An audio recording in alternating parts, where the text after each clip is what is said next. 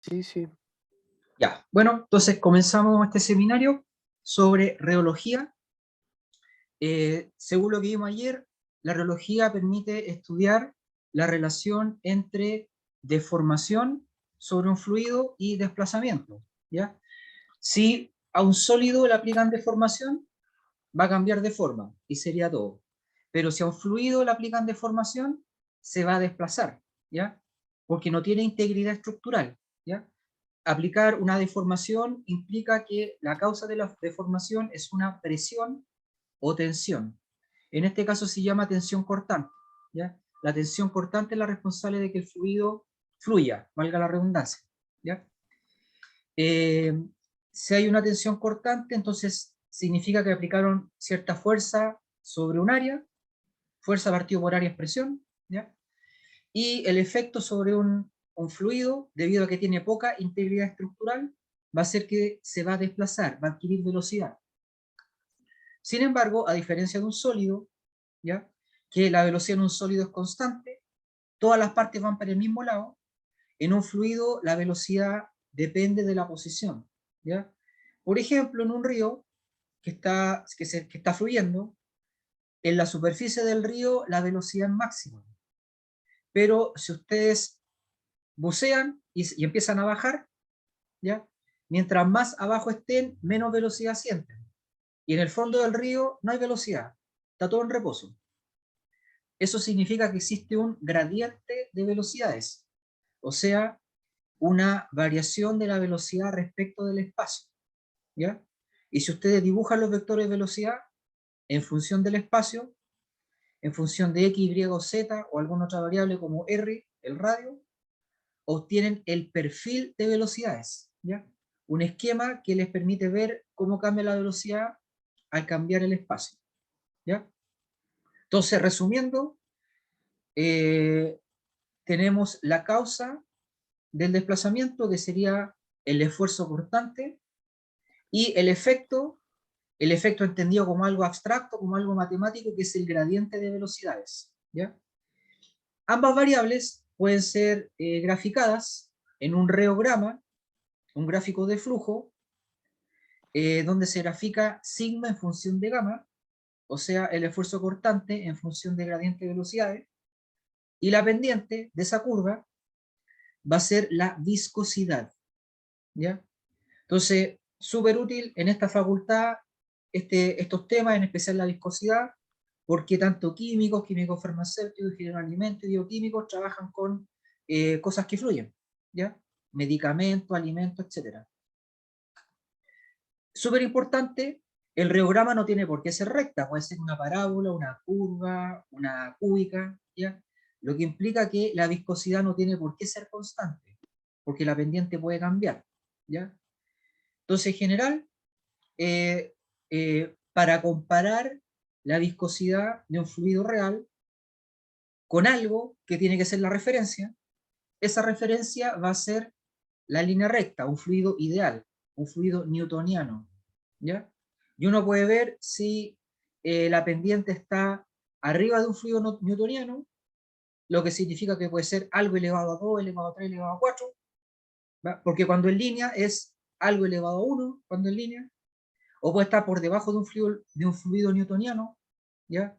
Algo elevado a 0,3, 0,1, 0,5, que sería raíz cuadrada, ¿ya?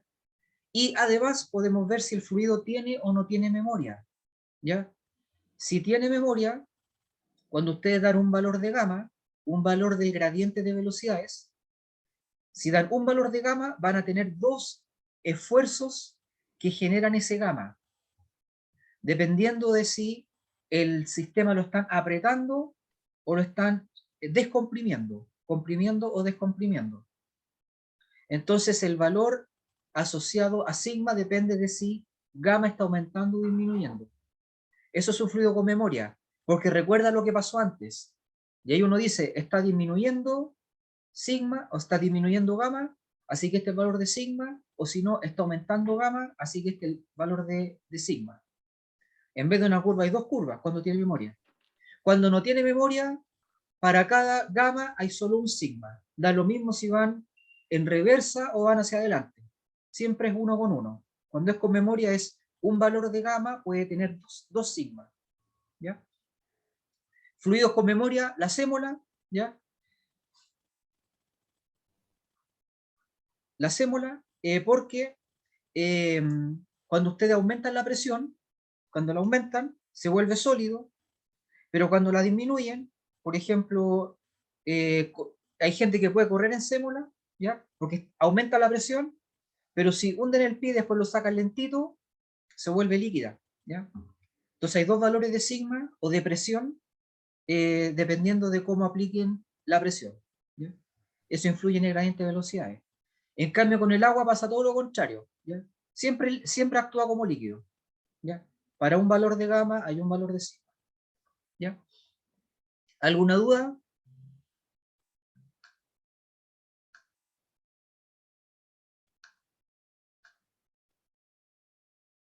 Álvaro Cepero, ¿alguna duda? Benjamín dice que todo ok. Ya, no hay dudas. Entonces, los dejo con Ignacio, que va a desarrollar unos ejercicios. Pero hágame co-host primero, porque si no, Ah, no... configuración. Ahí estamos. Ah, ahí sí. Ahí sí, sí. Para poder compartir el PPT. ¿Me avisas cuando se vea, por favor? Ya. Ahí ¿Se se ve? ve. Ya. Sí. Solo voy a poner en pantalla completa. A ver. Ya. Entonces, como le había comentado el profe, lo que toca hoy día hablar es sobre reología. Entonces, vamos a abordar dos ejercicios de la guía, al menos en mi parte, que son concretamente el ejercicio 2 y el ejercicio 4. En el ejercicio 2 nos entregan unas afirmaciones y tenemos que evaluarlas de acuerdo a lo que sabemos, si son verdaderas o falsas. Entonces, la primera aseveración es si la viscosidad puede ser medida en newton partido metro cuadrado. Entonces, como para dar una idea de la viscosidad, que en realidad el profe ya habló un poquito sobre esto, la viscosidad es esta como resistencia al movimiento que tienen los fluidos. Por ejemplo, si yo tomo un vaso con agua y paso el dedo así, no me va a costar nada. Pero si ese vaso ahora tuviera miel, me va a costar un poco más porque la miel es como si fuese más espesa. La palabra técnica en realidad es que es más viscosa. O por ejemplo, los jarabes también son mucho más viscosos que el agua. La pasta de dientes también, otro fluido, digamos, de alta viscosidad. Y resulta que la viscosidad se puede medir en pascales por segundo. Entonces lo que vamos a hacer aquí es un poquito el desarrollo para ver si es que efectivamente se pueden convertir estos pascales por segundo en metros partido, o sea, newton partido metro cuadrado. Entonces, ¿se acuerdan de qué unidad era el pascal? Por ejemplo, el newton es la unidad de fuerza. ¿El pascal de qué magnitud es la unidad en el sistema internacional? Voy a ver el chat. De presión, perfecto. ¿Y cómo se calcula la presión?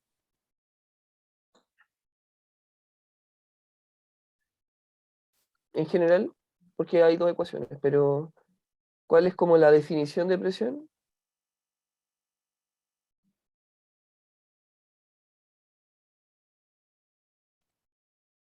Fuerza partido área, perfecto.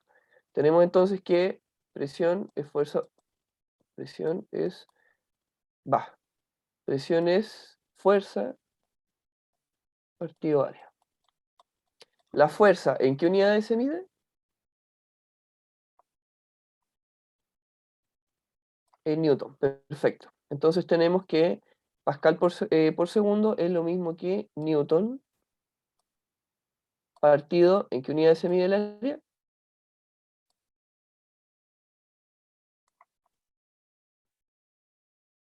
En el sistema internacional.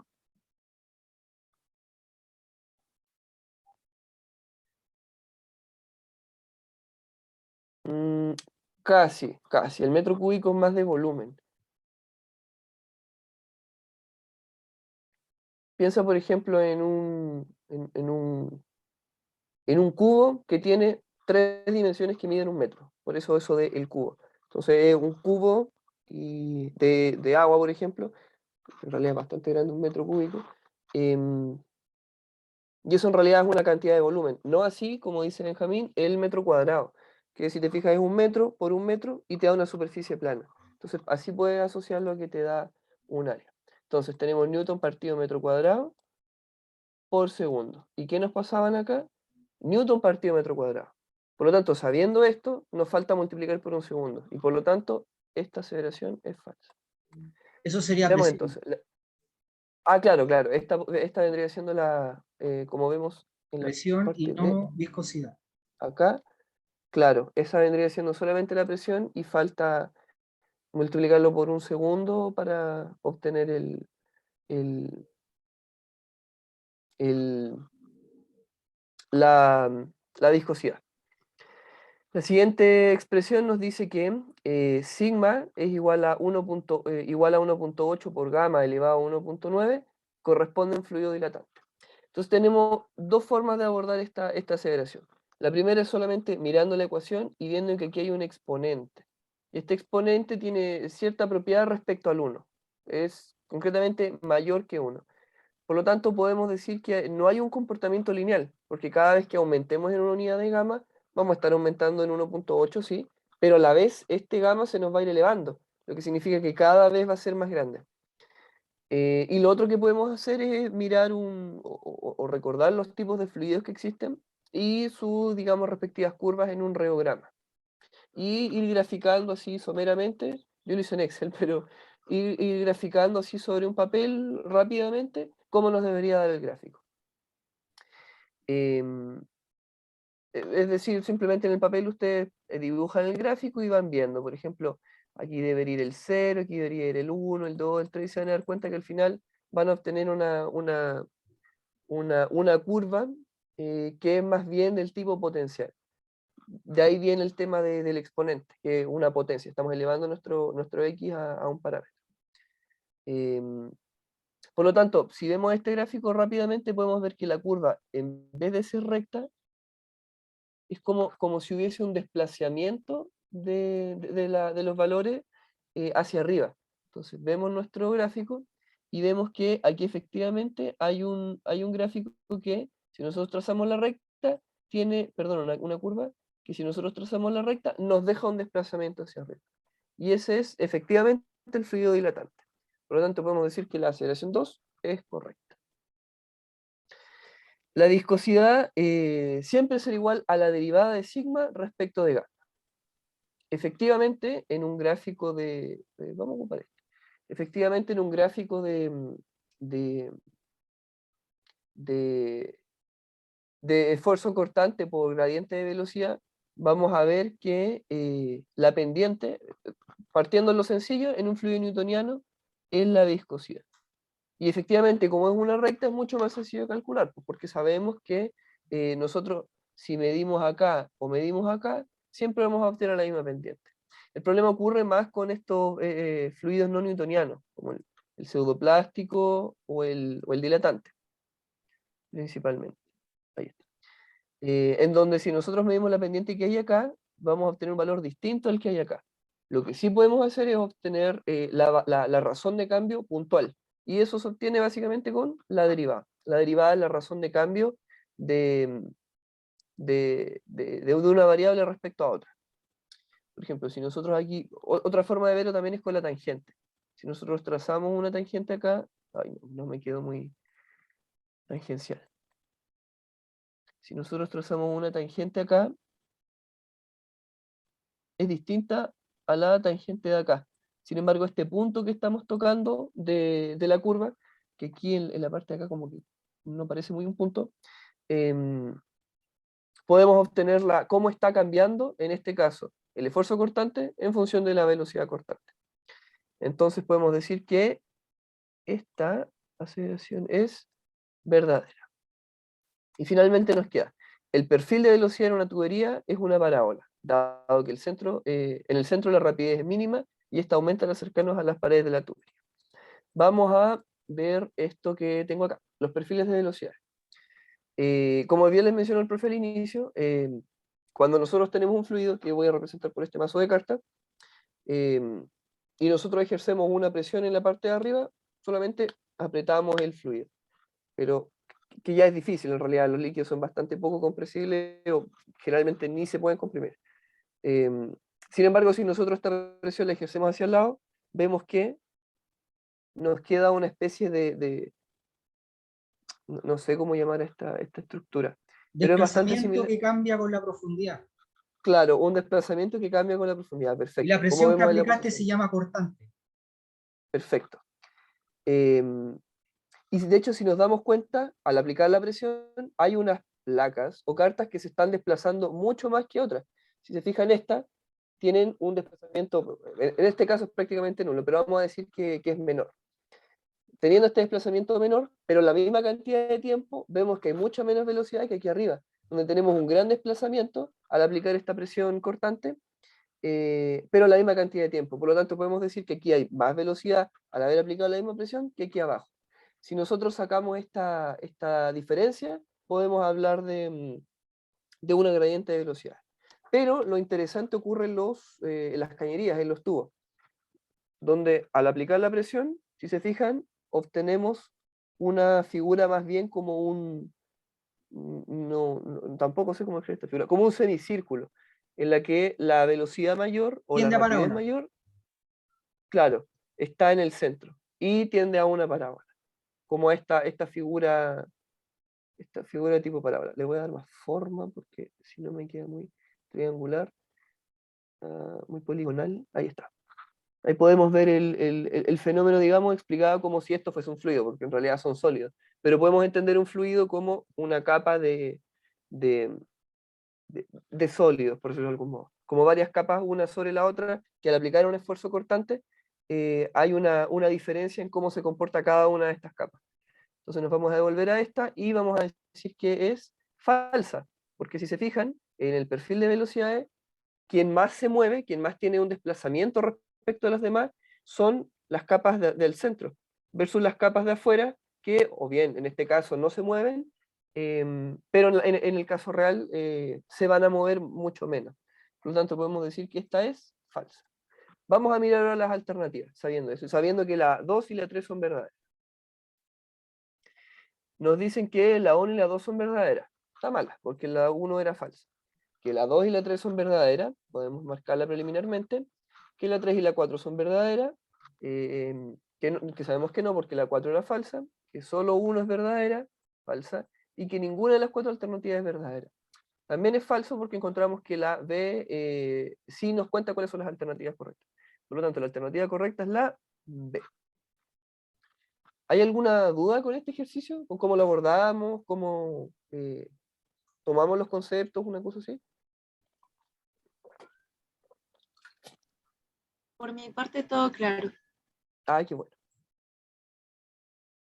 Qué bueno. ¿Alguien Todo más? claro. Ah, qué bueno. Ya. Sigamos entonces. En el siguiente ejercicio tenemos a un fluido que se estudió de dos modos, digamos, mediante dos experimentos. Tenemos el experimento 1, cuando aplicamos esta fuerza, este esfuerzo cortante, sobre su área, que es concretamente de 1.5 centímetros. No, lo voy a abordar al revés. Aplicamos una fuerza de 3 por 10 a la menos 4 newton sobre un área de 1.5 centímetros cuadrados. Es como si estas cartas midiesen 1.5 centímetros cuadrados de área y yo aplicase una fuerza de 3 por 10 a la menos 4 newton. Y esa rapidez, esta diferencia que vimos aquí al inicio, puede explicarse mediante una función. Y la función es 9 más 0.6 por z, siendo z esta distancia, digamos, que tenemos, o esta altura que se genera en nuestro mazo de cartas. Y luego hacemos un experimento bastante parecido, en el cual, sobre un área más grande, de 1.9 centímetros cuadrados, aplicamos una fuerza de 4.8 por 10 a la menos 4 newton. Y nuevamente la función que nos explica la velocidad es esta que aparece acá.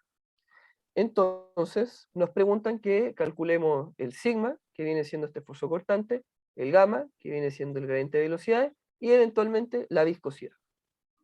Entonces, ¿cómo se les ocurre calcular el esfuerzo cortante? ¿Cómo se les ocurre saber ¿Cuál es el esfuerzo constante que estamos aplicando sobre Sabiendo que es este una mazo de carga? presión. Sabiendo que es una presión, claro. Teniendo en mente que se mide en newton partido metro cuadrado. ¿Qué se les ocurre hacer?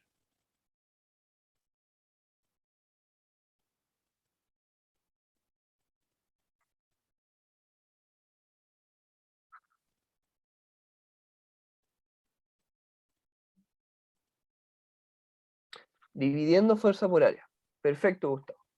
Entonces vamos a dividir los newtons que tenemos acá por los centímetros que tenemos acá. ¿Cómo le hacemos acá? Porque tenemos newton, que es la unidad de fuerza en el sistema internacional, pero también tenemos centímetros. Hay que hacer un paso previo primero.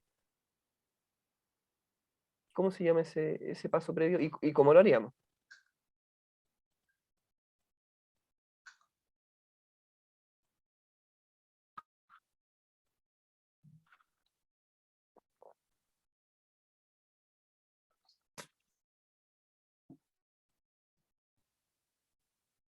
Aplicar el factor de conversión. Perfecto. Vamos a, entonces, ahí está. Si sabemos que 1 metro son 100 centímetros, podemos hacer la operación contraria. Sabemos que 0.01 metros es igual a 1 centímetro. Por lo tanto, podemos decir que 1 centímetro es 10 por 10 a la menos 2 metros. El centímetro. Estamos trabajando en unidades de longitud.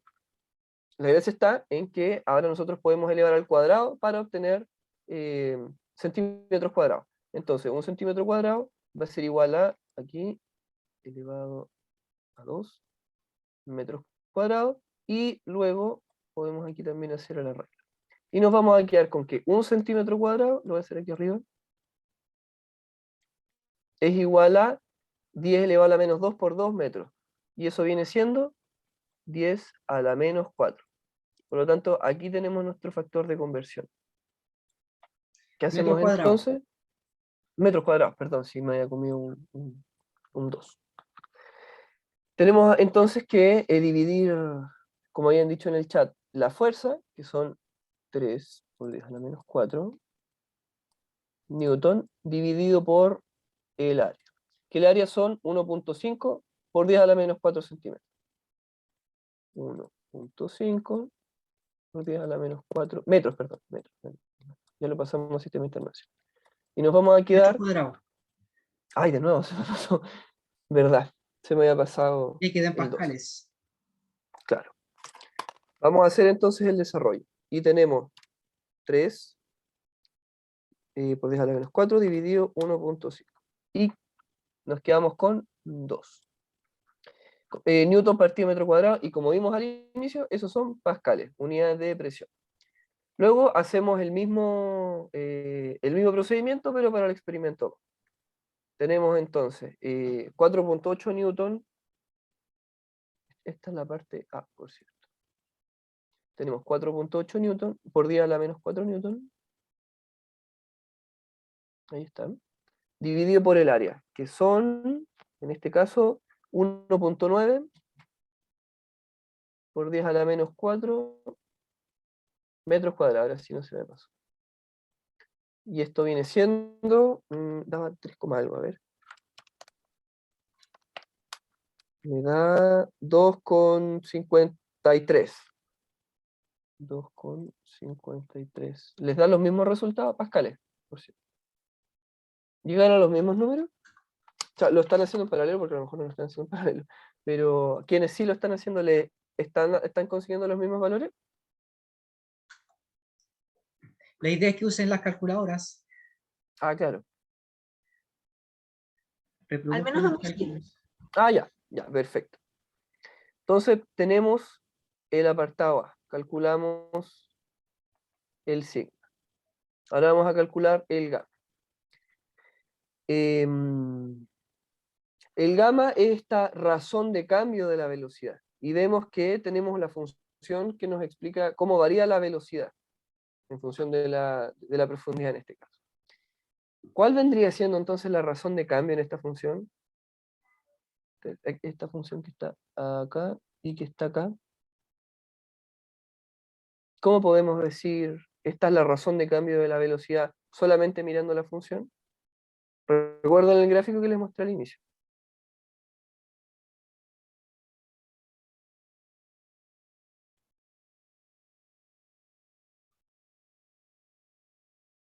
En una función lineal. ¿Cuál vendría siendo la razón de cambio?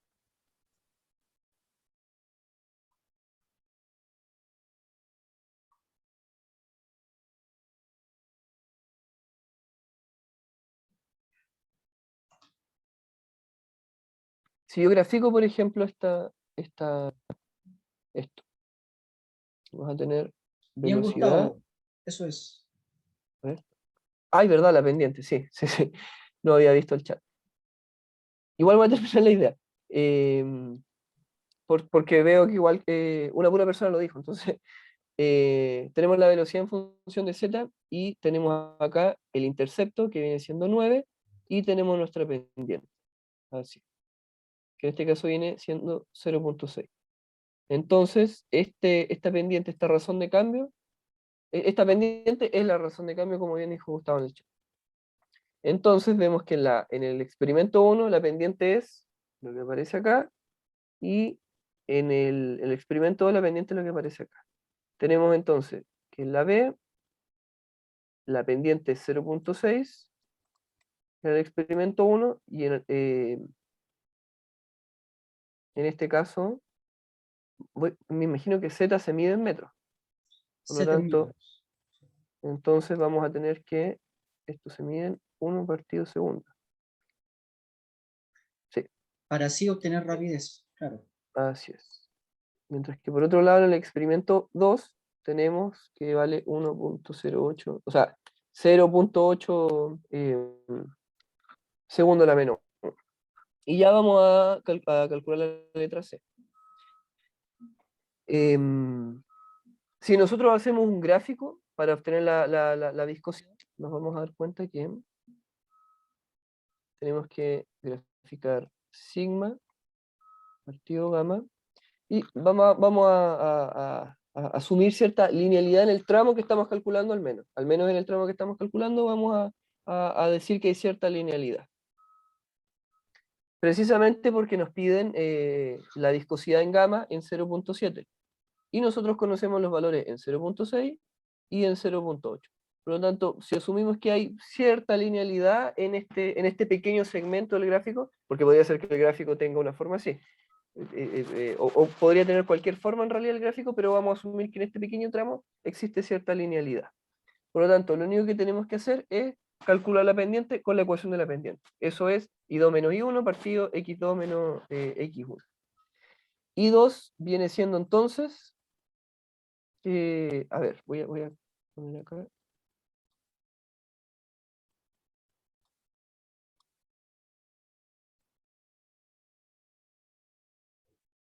¿Cuál vendría siendo qué valor? Es decir, ¿cuál vendría siendo I2? ¿Cuál vendría siendo I1? Etcétera. Para obtener la viscosidad.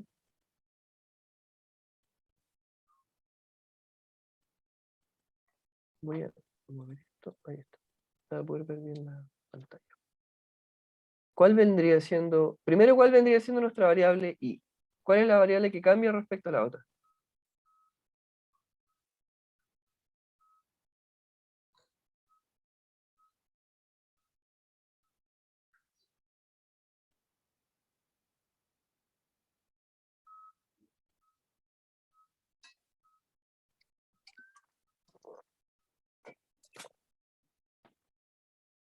Voy a ver el chat.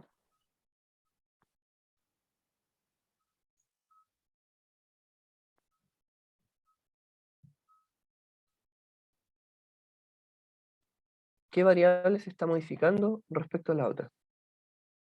Le pueden poner sigma, gamma o O por el nombre, pues, esfuerzo cortante y gradiente de velocidad. En el eje vertical, ¿qué tenemos? Ah, ¿cuál es la pregunta? Se puede entender de las dos formas, como dice el profe, en el eje vertical que tenemos, o qué variable depende de la otra, qué variable varía en función de la otra. La respuesta es la misma. Claro, es la misma pregunta, pero de distinto modo. Sigma depende de gamma. Perfecto. Entonces, sigma es nuestra variable dependiente y gamma es nuestra variable independiente. Perfecto. Entonces, I2 vendría siendo donde está. Aquí tengo los sigmas. I2 vendría siendo 2.53 pascales menos 2 pascales dividido el valor de gamma, que viene siendo 0.8, 1 partido segundo, menos 0.6, 1 partido segundo. Calculemos cuánto nos da entonces. Tenemos 2.53 menos 2 dividido 0.8 menos 0.6. ¿Cuánto les da a ustedes? Quede como un poco corto de espacio. ¿Cuánto les da a ustedes? Ahí fíjense acá. Tenemos pascales dividido por 1 dividido segundo. Entonces al final eso es lo mismo como si el segundo estuviese arriba de la división y estuviese multiplicando. Si recuerdan las propiedades de las divisiones, tenemos que pascal partido 1, que es pascal solamente, dividido 1 partido segundo, es lo mismo que pascal partido 1 por segundo partido 1. Es decir, que para dividir fracciones tenemos que dar vuelta a la segunda. Por lo tanto, por eso al final nos quedamos con pascal por segundo, que era la unidad de la que estuvimos hablando al inicio. Pascal por segundo. ¿Les da el mismo valor o obtuviesen uno distinto? ¿O obtuvieron uno distinto?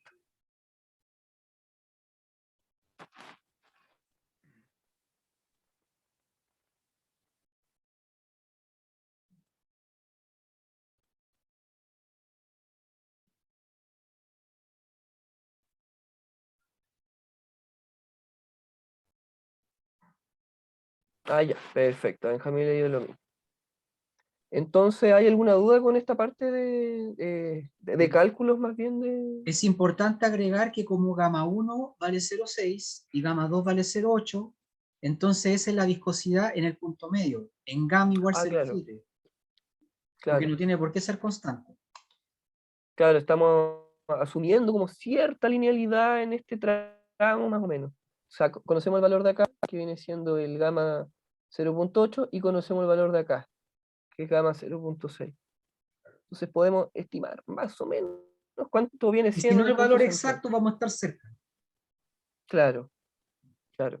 Mencionarles que esto, como decía el profe al inicio, realmente es súper importante, ustedes no se lo imaginan, pero se vuelve, al menos en química y farmacia, se vuelve a ver por lo menos 2 veces más, en el ramo de físico-química farmacéutica y en el ramo de operaciones unitarias, que por cierto también lo tienen los químicos y los ingenieros en alimentos.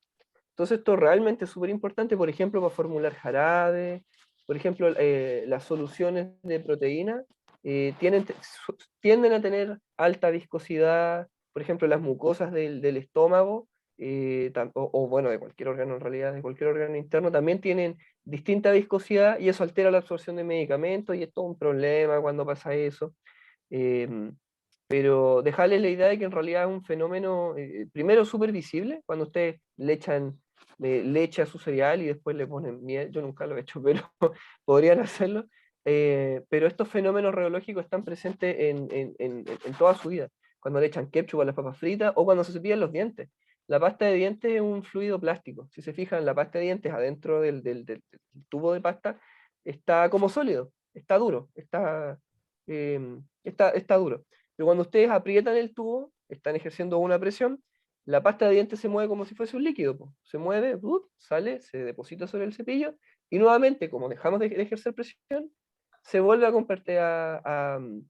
comportar como un sólido. Entonces, estos fenómenos que en realidad a lo mejor se ven súper lejanos, en realidad están súper presentes en nuestra vida cotidiana, pero los pasamos por alto. Y en realidad eso es lo bonito de la física, que estamos en constante como contacto con ella, porque somos cuerpos que experimentan los fenómenos físicos, pero no siempre los notamos. Así que les dejo como esa semillita como de, bueno, igual es medio siniestro, pero ver la física en todos lados, como desde que toman una botella, la levantan y vence la gravedad, desde que la giran para ejercer un torque, desde que la llevan a su boca y esa agua experimenta fenómenos hidrodinámicos, en todos lados está la, la física. El sabor llega al Así, cerebro mediante un impulso eléctrico, claro, se activan las neuronas que liberan iones, todas esas cosas. claro, entonces los invito em, a ver esta física en todos lados y agradecerles por la participación en el seminario en general y en general en otras experiencias que hemos tenido en las que hemos hecho seminarios juntos.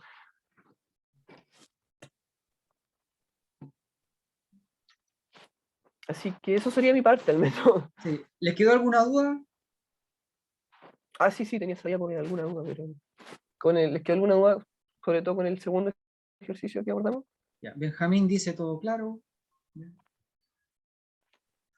Ya, entonces voy a desarrollar un ejercicio. Les comparto el link en el chat.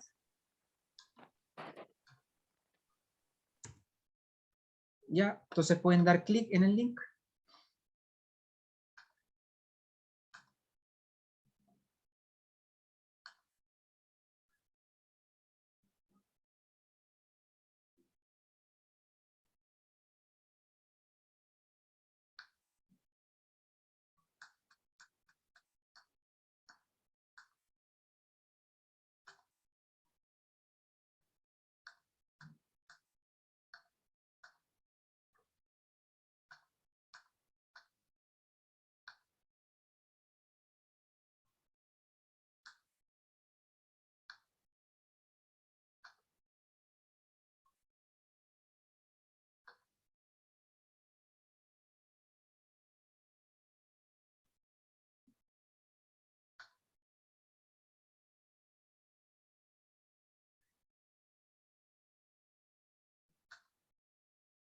Ya, el ejercicio dice, se dispone de un recipiente conteniendo sémola. El recipiente es un recipiente cilíndrico.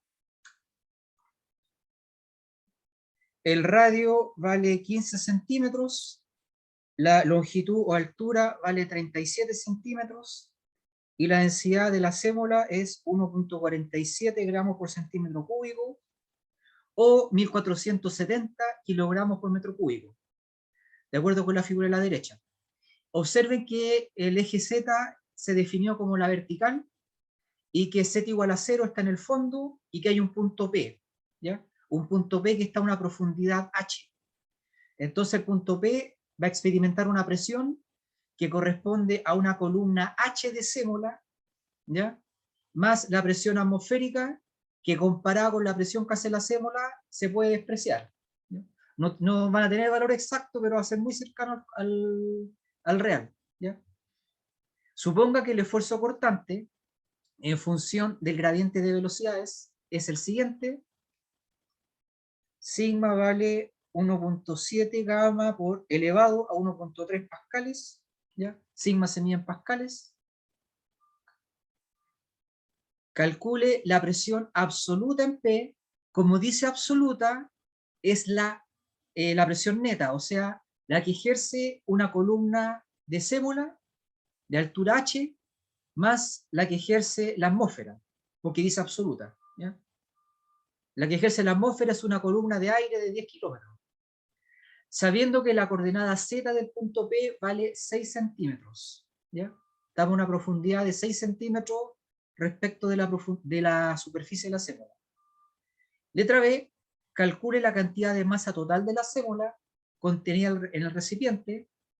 Para eso tenemos la densidad, que es 1,47 gramos por centímetro cúbico, o sea, la cantidad de masa por cada centímetro cúbico, y además podemos calcular el volumen del cilindro.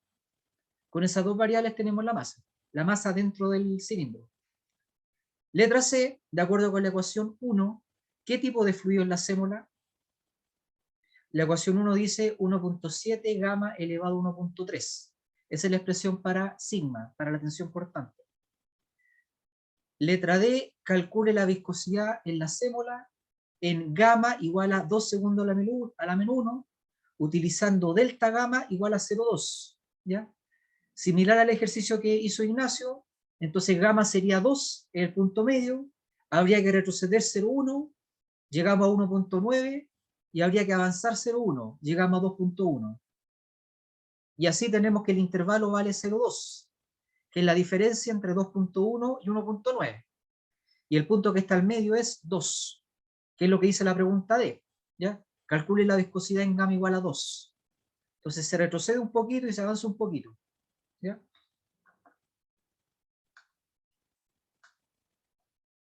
Entonces, para la letra A, necesitamos la presión absoluta, que sería presión atmosférica más presión hidrostática de la sémola. ¿Ya? Si Z vale 6 centímetros, la profundidad, la coordenada Z, ¿ya? Observen que Z se mide desde el fondo. Y sabiendo que L vale 37 centímetros, significa que la profundidad vale 31. ¿Se fijan? La coordenada Z vale 6, así que la profundidad vale 31. ¿Ya? Entonces la presión hidrostática de la sémola va a ser ρ por G por H, 1470 por 9.8 por 0.31, que es la profundidad.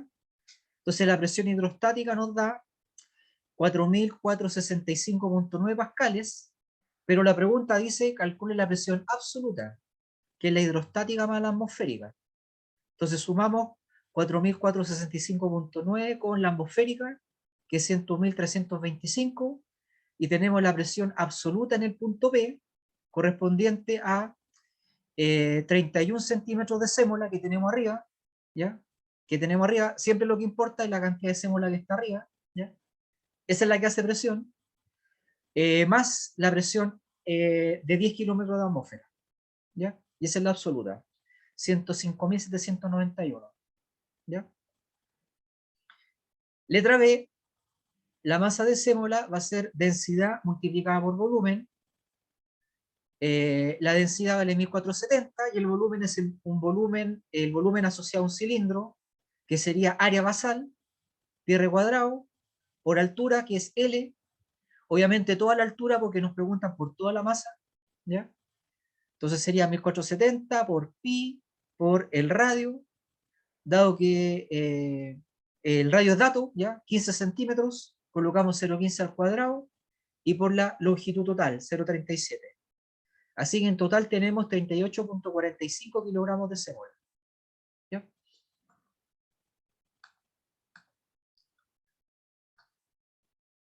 Recordando que sigma es 1.7 gamma elevado a 1.3, podemos graficar el rheograma y descubrimos que es más que una recta, ¿ya?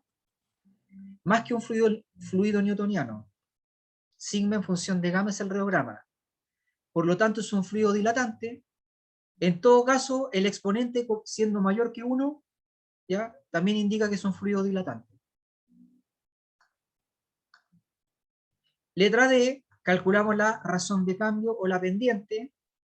Por lo tanto, gamma inicial, como tiene que ser en gamma igual a 2, retrocedemos un poquito, gamma inicial vale 1.9, gamma final, avanzamos un poquito, vale 2.1, el punto medio entre 1.9 y 2.1 es 2, que es justo lo que estás preguntando, y delta gamma vale 0.2, que es lo que indicaba la pregunta, ¿ya? Calcule la viscosidad con delta gamma igual a 0,2. Así que retrocedemos 0,1 y avanzamos 0,1. ¿Ya? Esa es la forma estándar de calcular una razón de cambio. Avanzar un poquito, retroceder un poquito. Entonces calculamos ahora sigma, o sea, la variable dependiente, sigma en gamma inicial, con la ecuación, se obtiene 3.916. sigma en gamma final, se obtiene 4.460, y aplicamos la definición de viscosidad, o pendiente, ¿ya? Variación vertical partido por variación horizontal. Entonces, delta sigma daría 4.460 menos 3.916, y variación de gamma sería 2.1 menos 1.9, o sea, 0.2, y se obtiene que la viscosidad vale 2.72 pascales por segundo.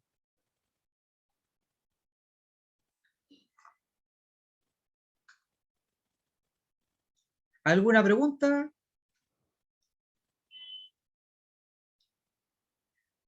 Claudio Ulloa, ¿alguna duda?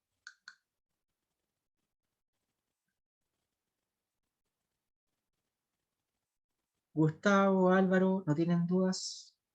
Jesús Gascón.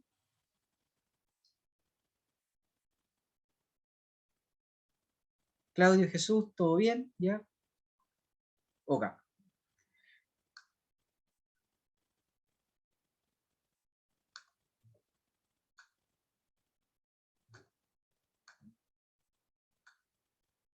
Entonces ahora hacemos una pequeña encuesta. De 1 a 5, ¿cuál fue el nivel de dificultad asociado al concepto de gradiente de velocidades? Variable gamma. 1 muy fácil, 5 muy difícil. Gamma se obtiene a partir de la ecuación de B en función, en función del espacio. ¿Ya? Y es la pendiente.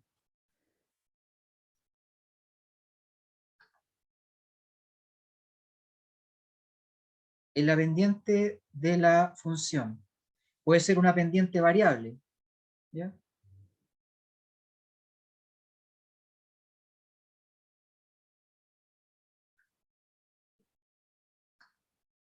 Siguiente pregunta. De 1 a 5, ¿cuál fue el nivel de dificultad asociado al concepto de viscosidad? Variable eta. Lo último que calculamos en este ejercicio. Variación de sigma partido por variación de gamma.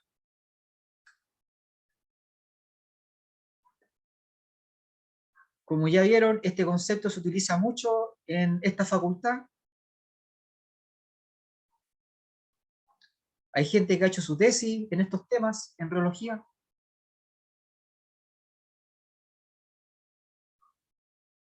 Y no poca gente, si eso es lo más, Sí. lo que más salta a la vista. Harta gente prueba distintos polímeros para ver cómo se modifica la viscosidad de un jarabe, por ejemplo. Eso es al menos lo que yo he visto. Sí. Y ahora con nanoestructuras, que se puso más popular también. ¿Ya? Péptidos de colágeno para la salud, cosas así. Siguiente pregunta, de 1 a 5, ¿cuál fue el nivel de dificultad asociada a la categorización de fluidos según su programa? Fluidos newtonianos, no newtonianos, con memoria, sin memoria.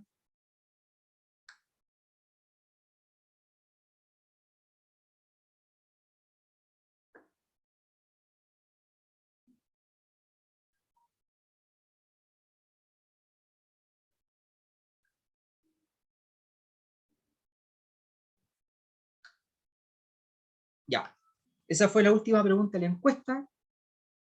Así que, si no tienen más dudas,